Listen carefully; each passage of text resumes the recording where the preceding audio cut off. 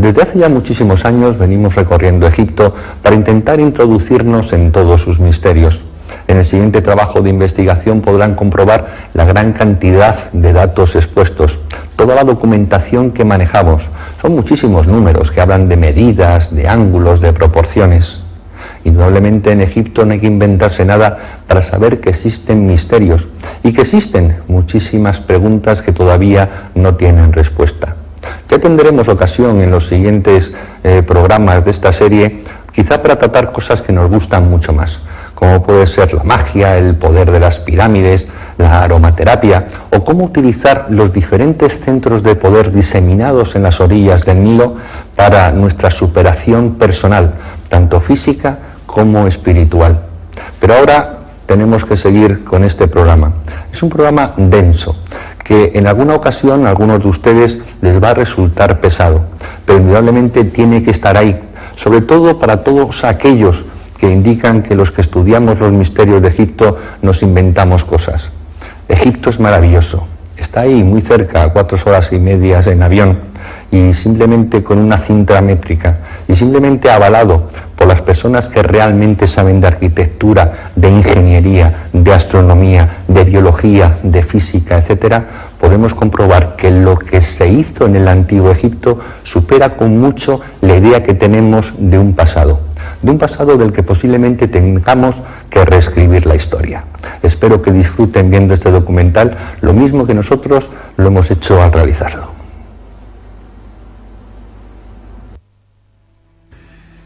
Cuando Champollion descifra la piedra Rosetta, elaborando su primer diccionario de jeroglífico, abre a millares de investigadores las puertas de un mundo tan fascinante como desconocido, creando un instrumento que permitía descifrar aquello que los antiguos egipcios dejaron escrito en sus tumbas y papiros, mostrando unos conocimientos científicos que resultan asombrosos para su altísimo nivel y cuyos orígenes parecen perderse en la noche de los tiempos, abriendo la incógnita de cómo una civilización puede saltar del neolítico a esos niveles de genialidad y después ir perdiendo paulatinamente su esplendor y sus saberes. La historiografía oficial nos ofrece una imagen global de una civilización fascinante, ignorando determinadas pruebas arqueológicas capaces de romper cualquier esquema establecido, ya que del mismo modo que si podemos hablar de una evolución cultural lineal a lo largo de las 31 dinastías del Egipto faraónico, no podemos decir lo mismo de su evolución tecnológica, que nos muestra unos espectaculares avances en un periodo determinado y una posterior involución de la que no nos hablan los libros de historia. La meseta de Giza es el mayor testimonio de estos problemas arqueológicos, y en especial la Gran Pirámide. No existe ninguna inscripción que explique sus misterios, ninguna pista válida que confirme su datación en el tiempo. Simplemente 3 millones de bloques de piedra, 7 millones de toneladas erigidos como homenaje a la mística, a la ciencia o a la locura. Los viajeros de la antigüedad ya manifestaron su asombro ante la ausencia total de una tecnología que justificase la construcción de las pirámides. La arqueología ha tratado de dar respuesta a los cómo y los porqués de tan magna construcción, careciendo de la base suficiente en campos tan importantes como la física, las matemáticas o la geometría. Desde que en el siglo XIX se descubrieran las relaciones de la Gran Pirámide con los números pi y phi, se inició una frenética carrera hacia la interpretación de sus medidas, dando como resultado las más insólitas interpretaciones. En pulgadas, en yardas, en metros, en litros o en varas, las mediciones, muchas veces sometidas a tortura, conducían a la explicación de todo, del presente, del pasado y del futuro, no faltando quien achacaba a errores de construcción los datos que fallaban en su teoría. O incluso otros no dudaron en limar algunas aristas para que sus elucubraciones fuesen refrendadas con mayor precisión. Fue a finales del siglo pasado cuando llegó a Egipto Sir William Matthews Flinders, Petrie, con un sofisticado equipo de medición que incluía teodolitos de alta precisión, niveles ópticos, calibres micrométricos con vernier, goniómetros adaptados a ángulos, catetómetros, anteojos de autocolimación, cintas de Invar, termómetros de Beckman, etc. Sus mediciones, las más exactas realizadas hasta ahora, corroboradas años más tarde por los profesores Bocar, Cole y Pochan, han conseguido que puedan elaborarse unas conclusiones ceñidas al más puro rigor académico y que van a abrirnos un nuevo horizonte de investigación para hallar las soluciones a los problemas planteados por aquellos arquitectos. Lo que hace a una disciplina más o menos científica es la medida en que se establezca una preeminencia de los hechos sobre las teorías. Un mismo hecho puede en arqueología tener una fundamental gravitación o ser un detalle omisible de acuerdo a la teoría que barajemos en ese momento. La dificultad se traduce pues en el problema de la evidencia, que en arqueología no tiene el valor que puede lograr en las ciencias exactas o experimentales. Para Petrie, sin embargo, la prueba arqueológica tiene el mismo grado de certeza que la prueba judicial. La historiografía ha considerado que la ausencia de referencias explícitas a una tecnología y una ciencia superior es una evidencia de que no existieron. Hay que tener en cuenta que la primera rueda aparece en la 12ª dinastía. El primer Meriet, mira de observación de caña de palma, lo mismo que la primera plomada Tej, aparecen en la 18ª dinastía. Los primeros textos astronómicos aparecen en sarcófagos de la 11ª dinastía y corresponden inclusive a una astronomía incipiente que, como observa Hawkes, desconocía la existencia de los eclipses. Las primeras representaciones de los meridianos aparecen en el templo de Dendera en época ptolemaica, conjuntamente con las indicaciones sobre la operación del tendido de la cuerda y la determinación del meridiano por las estrellas de la Osa Mayor. El papiro Rhind, de la dinastía XIII, tiene un nivel científico correspondiente a un segundo curso de escuela elemental. El vidrio aparece en la dinastía XIV y los primeros cuchillos de hierro en la 26ª. Solamente en la época ptolemaica, 200 a.C., aparecen en Egipto conocimientos matemáticos y astronómicos de un cierto nivel. Estas pruebas arqueológicas son evidencias indiscutibles de que la civilización faraónica caminó con lentitud y sin brillantez por el camino de la tecnología hasta llegar a importar los avances de los griegos, que tampoco destacaron en estos campos. En oposición a todo esto encontramos un material tecnológico que nos indica todo lo contrario, lo que nos obliga a tener que inducir la naturaleza de las herramientas partiendo del producto, tomando como referencia una serie de pequeñas muestras evidentes repartidas por todo Egipto. Es un misterio inexplicable el repentino grado de perfeccionamiento adquirido por el arte de la construcción en la tercera dinastía y la incapacidad notoria de los constructores de la sala hipóstila de Karnak, derrumbada en 1899, que 1500 años después desconocían que los edificios requieren cimientos. Mientras que el análisis arqueológico muestra una línea de evolución cultural desde la primera dinastía hasta la época ptolemaica, el análisis tecnológico señala una línea de ascenso desde la primera dinastía hasta la cuarta, para mostrar luego un proceso de involución a lo largo de varios milenios. En los relieves de El Verge, 12ª dinastía, se ve una estatua de Yehuti Topep, de un peso de 60 toneladas, colocada sobre un trineo y arrastrada por 172 hombres. Aparece también un hombre derramando un líquido sobre los patines del trineo para reducir la fricción y eliminar así el calor. Los textos que acompañan la imagen hablan de la heroicidad de esta titánica tarea en la que los hombres se mostraron con fuerza de gigantes. Es por ello por lo que resulta increíble cómo no ha quedado ningún recuerdo del transporte de los numerosos obeliscos de 1000 y 1200 toneladas que los egipcios distribuyeron por todo el territorio. Este es el templo de Luxor.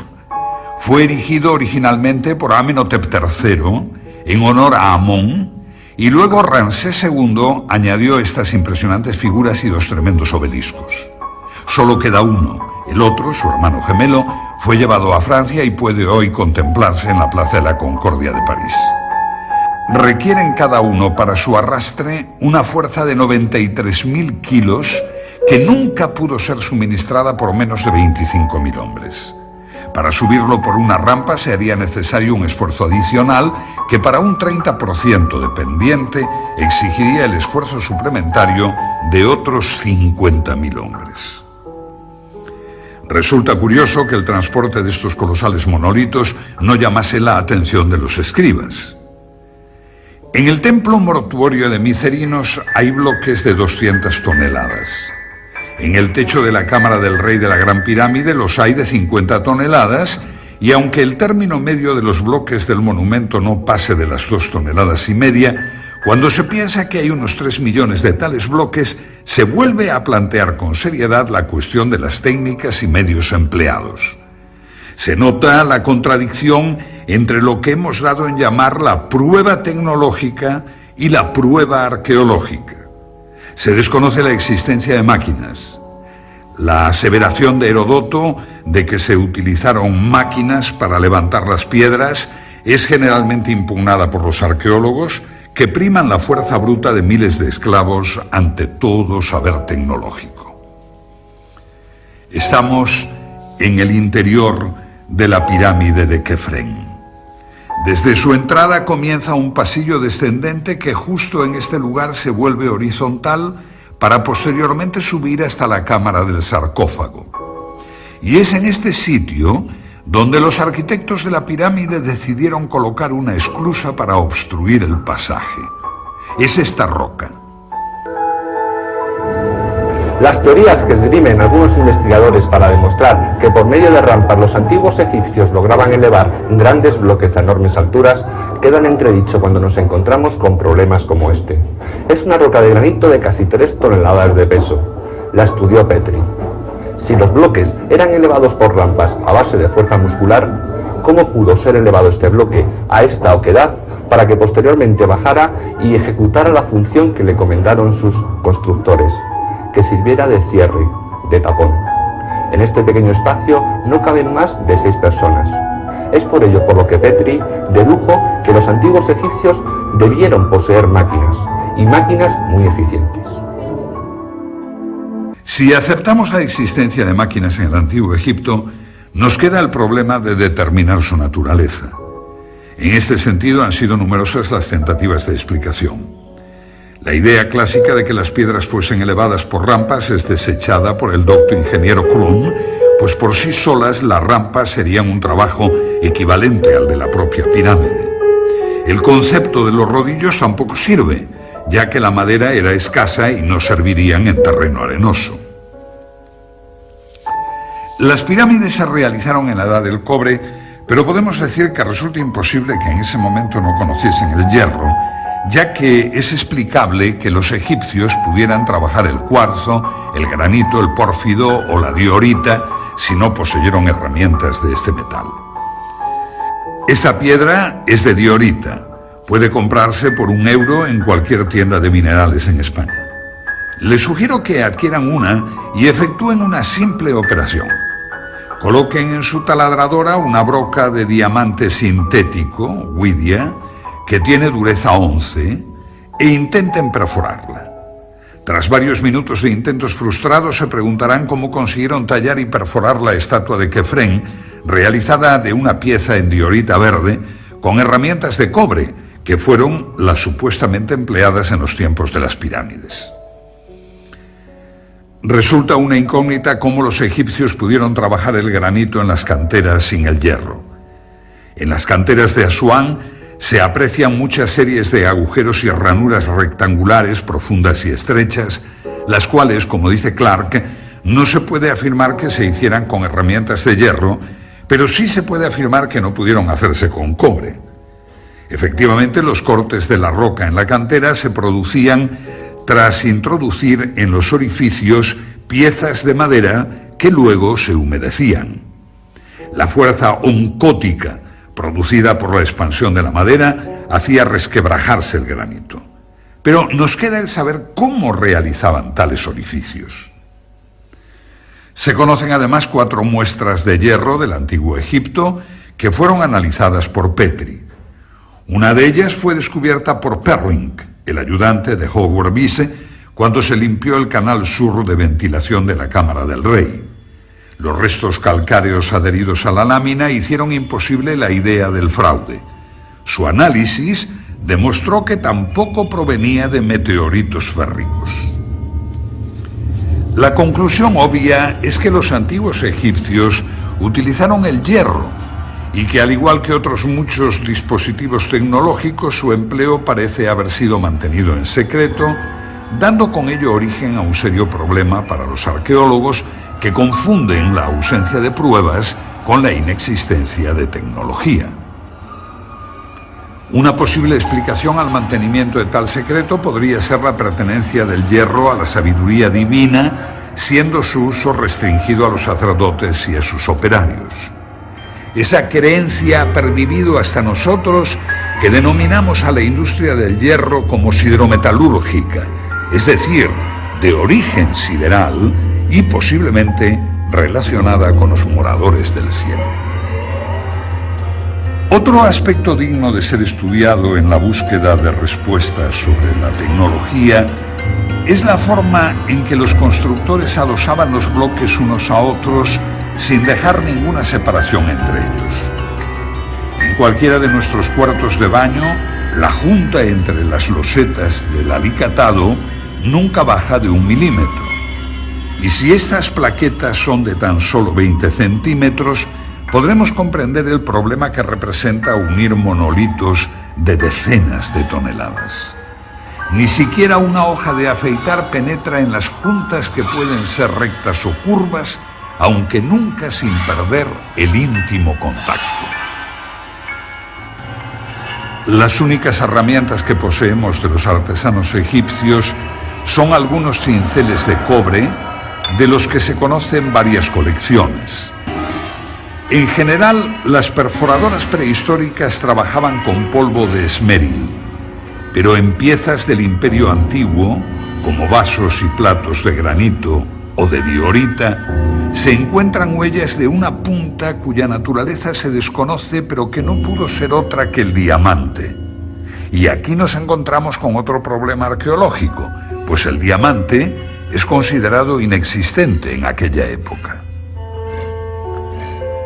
El torno de alfarero todavía no había aparecido en la época en que las vasijas de diorita torneada eran ya perfectas. En dinastías posteriores ya no se volvió a trabajar la diorita. Ni siquiera los escultores de la época saíta se atrevieron con este material. No debe extrañarnos que los egipcios de las primeras dinastías poseyeran instrumentos superiores a los de las siguientes, pues esto es lo que revela constantemente el análisis tecnológico. La tecnología muestra más signos de retroceso que progresos en el tiempo.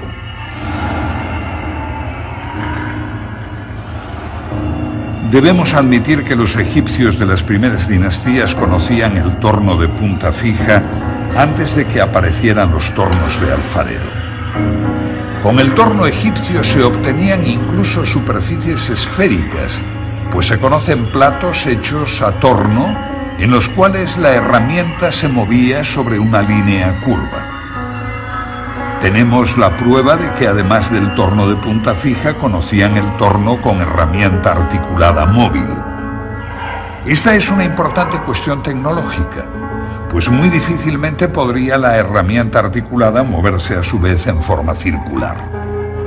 Que la pieza se movía con independencia de la punta, por otra parte, está probado por ejemplares estudiados por Petrie, en los que se puede apreciar por las huellas que la pieza ha sido desmontada para cambiar su centro de giro, una operación familiar para el tornero moderno. Y si el torno de punta fija o móvil ya nos deja impresionados, no lo es menos otra pieza importante como es el serrucho para piedra, y no para piedra normal de caliza, sino también para otras piedras de dureza mucho mayor, como el granito. Se conocen ejemplares de serruchos egipcios de bronce con dientes de esmeril, cuyo funcionamiento se asemeja a las modernas cortadoras de cinta de acero con polvo de esmeril llevado por agua, con las que se cortan los bloques de granito en las canteras modernas. En los hipogeos de Tebas, 12ª dinastía, se han encontrado bloques de granito cerrados que muestran huellas de óxido de cobre, lo que probaría el empleo de esta herramienta. Pero estudiando la inclinación y la velocidad del descenso de la hoja, se descubre que trabajaban a una enorme presión. Es inadmisible que un serrucho de bronce y esmeril pueda cortar granito si le aplicamos una débil presión y empleamos un tiempo indefinido en el corte. La única solución que se nos plantea es que los antiguos egipcios debieron poseer otro instrumento cuya estructura desconocemos, pero que con seguridad no trabajaba con dientes de esmeril. En relación con el modus operandi de estos serruchos, se exhibe en el Museo del Cairo el sarcófago de Diodefre, hijo o hermano de Keops, donde puede apreciarse el trabajo del serrucho. Aparentemente los sarcófagos eran transportados con la tapa no cortada para reforzar la estructura.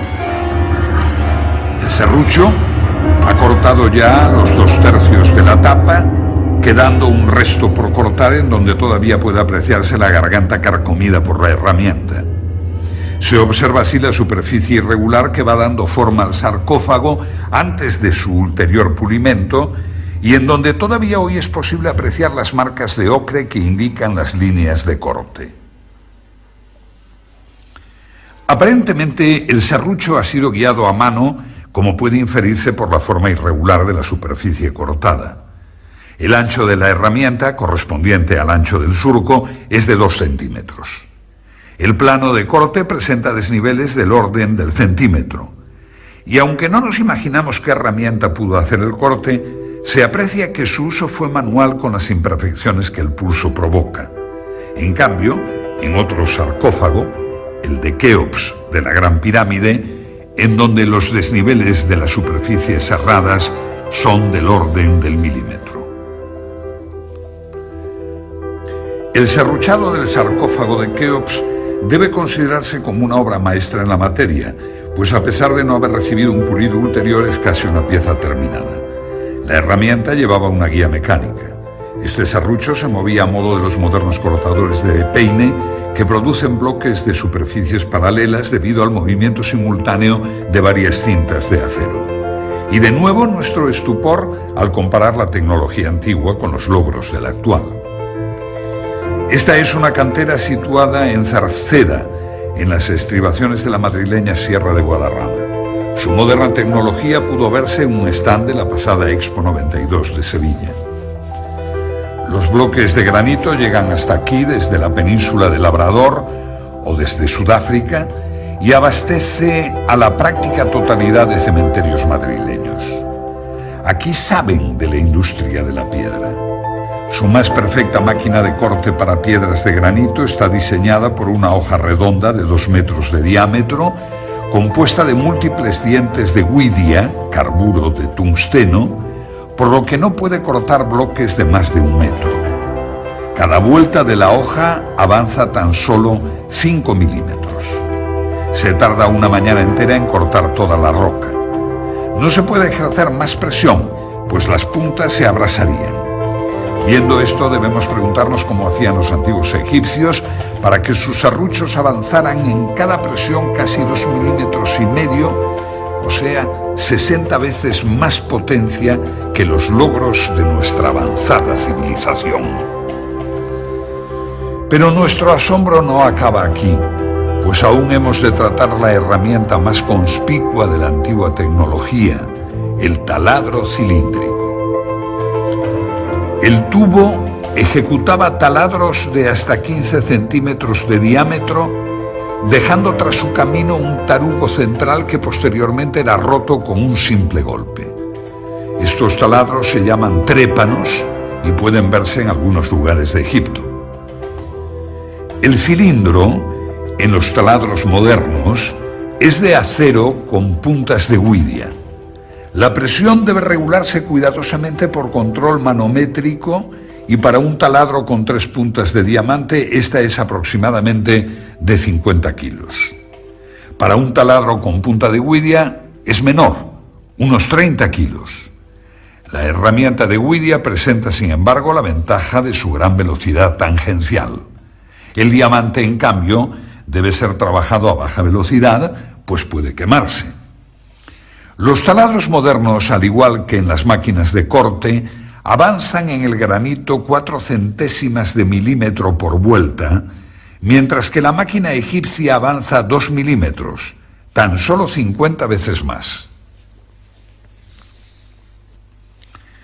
La idea de que pudieran operar por golpes o escoriaciones es rechazada, pues no hay ninguna huella de semejante proceder.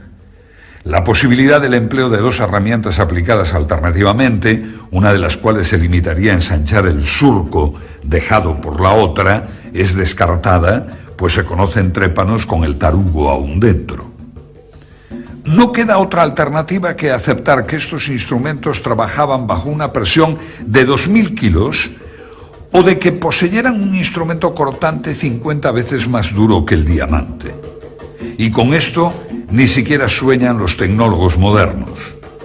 Un tarugo de pórfido blanco y negro, correspondiente a la primera dinastía, fue estudiado por Petri, indicando que posterior a esta fecha ya no se volvió a trabajar el pórfido, piedra extremadamente difícil de mecanizar tanto por su dureza como por su textura heterogénea. El mismo autor pudo fotografiar un trépano con un tarugo de 70 centímetros de diámetro.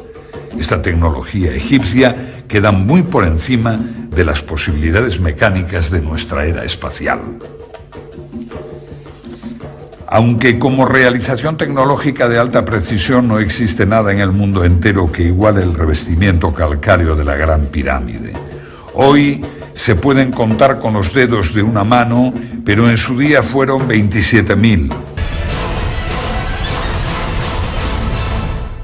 Y es de lamentar la destrucción de este revestimiento de mármol, pues no solo se nos ha privado del placer estético de su contemplación, sino también de la posesión de una obra que podemos con toda seguridad considerar la más grande creación de la tecnología de todos los tiempos. Poseían superficies planas de más de 3 metros cuadrados. Muestran un paralelismo a lo largo de sus aristas de casi 2 metros del orden de las 5 centésimas de milímetro, es decir, en íntimo contacto. La apertura media de la junta es del orden de 5 décimas de milímetro. Además, para mayor asombro, utilizaron en las juntas yeso de rápido fraguado. La tarea parece imposible. Petri constató que no existían en el pavimento huellas de arrastre de los bloques, ni tampoco existen en ellos puntos de engarce para grúas o cuerdas. Además, para mayor asombro, colocaron en las juntas yeso de rápido fraguado que obligaba a colocar el bloque al primer intento sin posibilidad de posteriores movimientos. Y esa es tan solo la primera fila de las más de 200 que tiene la pirámide hasta la cumbre. La única posibilidad de solución nos la ofreció la moderna tecnología en las canteras actuales, la succión. Mediante una campana de vacío actuando sobre una superficie pulida, se levantan hoy piedras de hasta 2 toneladas de peso. Pero, ¿cómo hacían los antiguos egipcios con bloques de más de 16 toneladas? Los 90 grados exactos que forman los diedros de los bloques debieron recibir su último tratamiento en el taller donde se producían. La construcción con bloques prefabricados de una línea recta de 230 metros presupone un control de la angularidad del orden del segundo de error. Pues bien, en la actualidad, para las mejores escuadras normalizadas por la industria moderna, norma DIN 875 admite errores de más o menos 3 centésimas de milímetro, cantidad algo superior que los errores de angulación y paralelismo de la obra egipcia. Teniendo en cuenta que los mejores instrumentos no ópticos miden con errores de más de 300 segundos, se demuestra como un teorema que los egipcios debieron poseer instrumentos ópticos y además de alta precisión, ya que el anteojo de autocolimación corriente, por ejemplo, da errores del orden de los 5 segundos. La construcción de uno de los bloques de revestimiento de 20 metros cuadrados de superficie es una tarea equivalente al pulido del espejo del telescopio de Monte Palomar. Para comprender la magnitud de la obra egipcia bastará observar que aquellos fabricaron 27.000 de estos bloques. Lograron, hace 7.000 años, la producción en masa de instrumentos ópticos que la industria moderna solo produce en escala artesanal. Ninguna otra época histórica realizó tareas de esta naturaleza, por lo que debemos considerar con seriedad lo que ello implica en el dominio de la mecánica, la óptica y la geometría. Con estos planteamientos ya debemos ir desterrando el concepto de casualidad en los restos de la cultura egipcia. La orientación de las pirámides es una de esas casualidades y es lógico que ciertos arqueólogos piensen así, pues de lo contrario habría que suponer un instrumental y unos conocimientos superiores a la tecnología actual, y eso es difícil de aceptar, aunque no nos quede más remedio. Las representaciones que aparecen en el templo solar de Niuserre de la Quinta Dinastía y que coinciden con los textos del templo de Edfu, en las cuales aparece el rey y sacerdotisas con una maza, estacas y la cuerda de arpentar, determinando la orientación de un templo, no puede tomarse al pie de la letra, pues tales representaciones serían como estudiar nuestros sistemas de ingeniería por las fotos de la ceremonia de colocación de una primera piedra.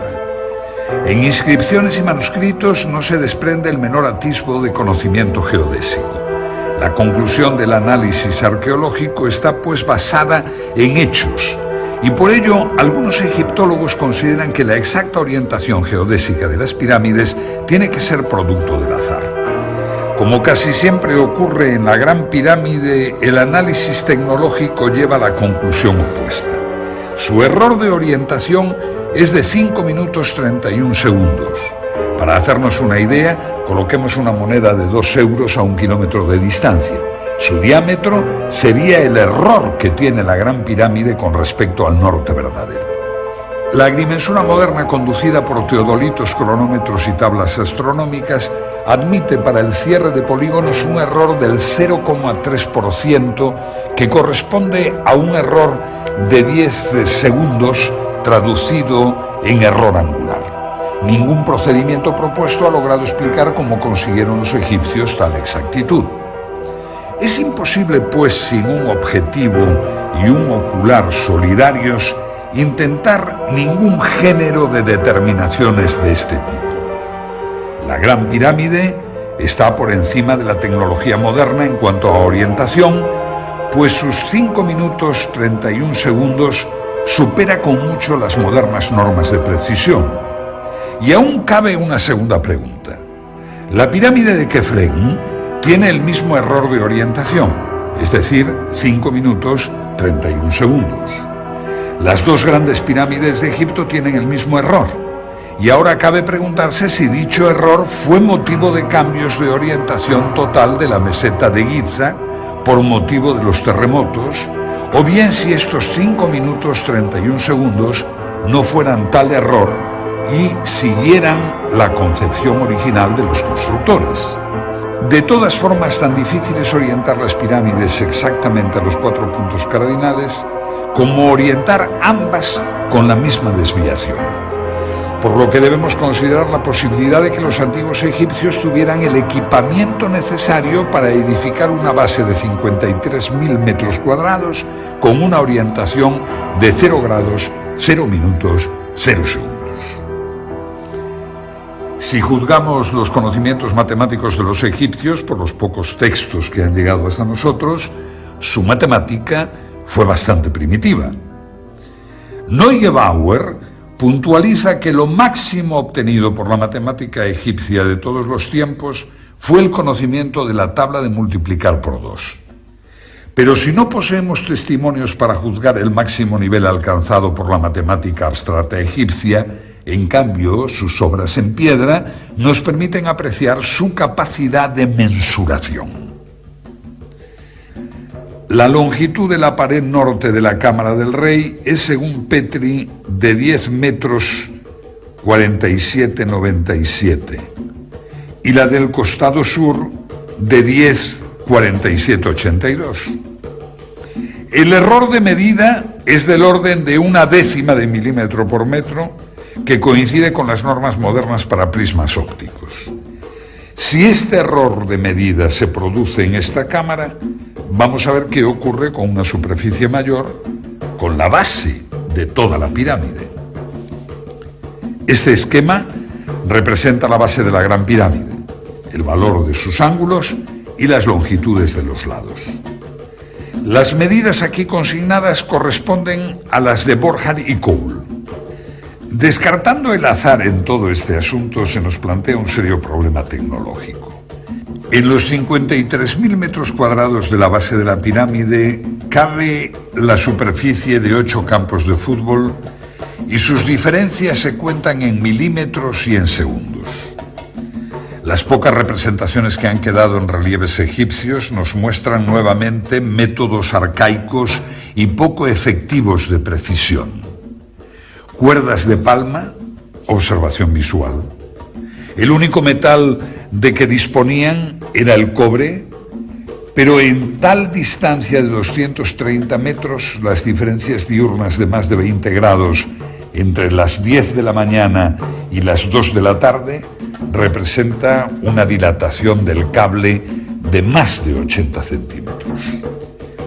El error de medida de 3 milímetros representa un control de la temperatura de 0,2 grados, cosa impensable para cualquier topógrafo que necesita las cintas de ínbar, una aleación de hierro y níquel de bajo coeficiente de dilatación térmica, para conseguir casi lo mismo que los egipcios. Termómetros, conocimiento de la física de los metales, equipos ópticos, y tan solo lo que se ha encontrado en las excavaciones son cuerdas de palma, que es lo mismo que tener la evidencia de que los egipcios podían viajar a 200 kilómetros por hora y tan solo encontrar en papiros y relieves la inconfundible estampa de un famélico camello. Pues si la medición de las distancias supera todos los condicionantes, la goniometría no se queda a la zaga.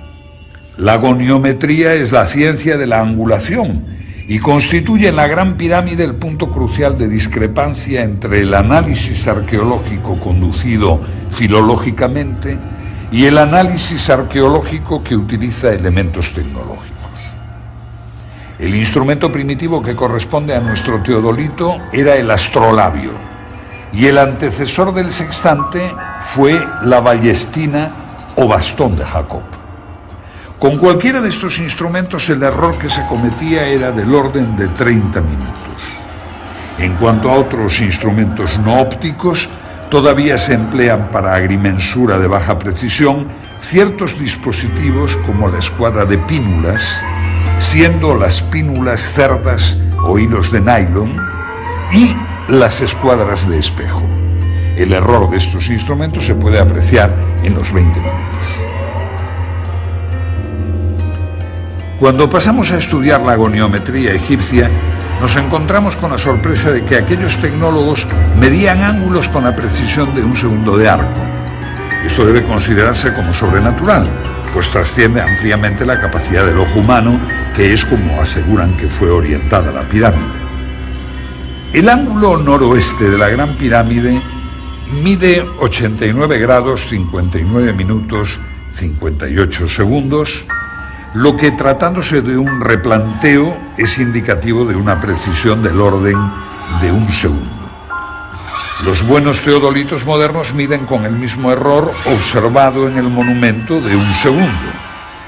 Estos errores son inevitables para la cantidad de factores incidentes, tales como errores de la lectura de los nonios, dilatación térmica de instrumentos y elementos de lectura, errores de nivelación, error de arrastre, viento, errores de apreciación sobre el retículo, refracción atmosférica, etcétera, etcétera, y parece ser que todo ello fue tenido en cuenta por los topógrafos egipcios. Se nos presenta en goniometría lo mismo que observamos en mensuración, es decir, el mismo error en estructuras pequeñas, como sarcófagos o cámaras, que en las grandes. Ello presenta una homogeneidad al sistema de medidas empleado que excluye cualquier hipótesis basada en el azar o en la casualidad. Como demostración de lo dicho, comparemos la desviación azimutal de las dos grandes pirámides. Ambas pirámides tienen su desviación hacia el oeste. Petrie da los siguientes valores para la pirámide de Keops. Núcleo, 5 minutos, 16 segundos. Pasajes, 5 minutos, 49 segundos. Revestimiento este, 5 minutos, 30 segundos. Promedio, 5 minutos, 31 segundos. Para la pirámide de Kefren, otorga los valores 5 minutos, 37 segundos para los pasajes y 5 minutos, 26 segundos para el revestimiento, obteniendo un promedio de 5 minutos, 31 segundos. Este resultado nos muestra el exacto paralelismo de dos estructuras separadas por más de medio kilómetro de distancia. En ambos casos, el instrumento necesario para efectuar medidas de esta precisión debió tener un error por debajo del segundo. Como puede apreciarse en la tabla azimutal, el cuerpo de la pirámide de Keops, sus pasajes y su revestimiento del lado este se encuentran en un exacto paralelismo que coincide asimismo con el del revestimiento, cuerpo y pasaje de la pirámide de Kefren. Por esta circunstancia, la observación de que los otros lados, norte, sur y oeste, de la base de la Gran Pirámide están orientados 3 minutos hacia el este del norte con relación a la dirección anterior, revela un hecho intencionado. El lado oeste de la base representa con exactitud milimétrica el promedio del lado norte y del sur. Otro interesante problema lo constituye la perfecta euclicidad y horizontalidad del plano de la base de la Gran Pirámide. El asunto es altamente atractivo porque la nivelación debió efectuarse prescindiendo de las direcciones diagonales, ya que en el centro los constructores dejaron sin tocar la piedra de la meseta y solamente rebajaron el perímetro. Este mismo mogote central dificulta las operaciones de cuadración del perímetro de la base, que debió ser efectuada por medios puramente ópticos.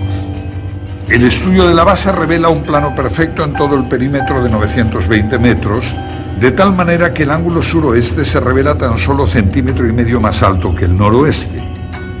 Sobre la diagonal de 325 metros, esto representa un error de 0,04 milímetros en homogeneidad con todos los errores relativos que hemos calibrado. Respecto a los dispositivos de observación de los egipcios, conocemos solamente el merjet, o vara del observador de las horas, que era una vara de palma con una comisura en V en la parte superior, empleado para medir por la altura de las estrellas las horas de la noche. Con este artilugio no pudieron avanzar mucho en sus conocimientos astronómicos. La pregunta obvia es si es posible calcular la cifra de 365,2425 días por la simple observación de un fenómeno tal como la crecida del Nilo. La meteorología no presenta un grado de regularidad que permita estadísticas de esta exactitud. Ello requeriría, en el mejor de los casos, estadísticas de muchos milenios, lo cual nos retrotrae al problema que se quiere soslayar con el argumento. Hay una cierta lógica en admitir que no puede hacerse un gran progreso en astronomía si el mismo no va acompañado de un progreso paralelo en óptica. La historia muestra que en ningún caso se dio un progreso aislado en una rama particular de la ciencia si todas las otras ramas no fueron adelantadas en medida paralela. La capacidad de medición de los egipcios no puede ser considerada como un hecho aislado en medio de un desconocimiento general de la ciencia y la tecnología. No es posible hacer medidas de precisión si no se posee al mismo tiempo un vasto conocimiento de la óptica, la matemática, la termología, etc. Todo ello sin tener en cuenta que una medida de precisión debe inspirarse en algún propósito específico. Es evidente entonces la completa disociación entre una ciencia avanzada y lo que aparece en sus pinturas y escritos.